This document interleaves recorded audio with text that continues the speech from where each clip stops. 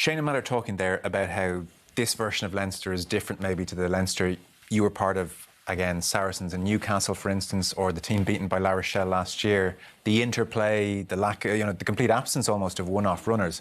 What do you sense they've done over the last 12 months, 18 months in training to get to this point? Because it's fairly phenomenal. It is phenomenal. I think mostly just repetition. How Leinster played yesterday is how they train Monday to Friday. And, Stuart Lancaster came in, and Leinster were in a pretty poor place at the time. There was the French dominance with Toulon, and I'll never forget the first day he spoke to the group. He said, we're going to win 5 Heineken Cups. We want 5 stars on our jersey. And at the time, we all thought, geez, this guy is crackers. Did he mean a 5th, or did he mean 5 in his time? He meant 5. So we had 3 at that stage, and it was always 5. And even when we won the 4th one in Bilbao, there was a collective feeling that 4 is not enough. He came in, he wants 5.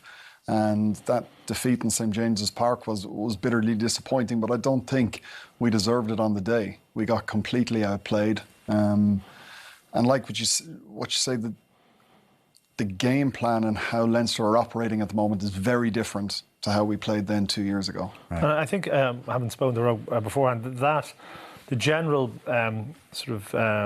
proposition or the style of play that they were trying to bring in with Leinster existed even then, but there has been, over the last few years, at this crucial stage of the competition, a revert to type.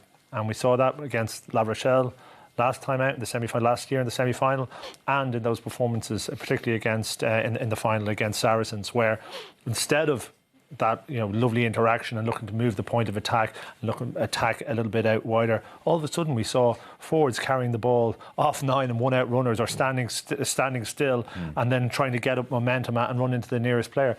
Now, I think that's the only real threat for Leinster left in this tournament. If they revert to the unsophisticated play that we previously seen, and not continue on with what they have, what we've seen throughout the championship this year. In fairness, they've been outstanding right the way through, and the delivery of that performance against a top side in Toulouse, with the history that they have, they have to be buoyed by it. Very impressive. I misunderstood you initially. I thought Lancaster was talking about getting to 8, but he means getting a 5th star. Well, he might be trying to get to 8 now, but he's going to say that after they win the next one. 5 was certainly his one. But you throw in Sexton as well, who is in the form of his life, you would say. Yeah. And they've got a really good relationship. Lancaster coaches the team Monday to Friday, and then it's almost having a coach out there in the field on a Saturday afternoon. Yeah. And you can never undervalue that. His leadership's extraordinary. It is.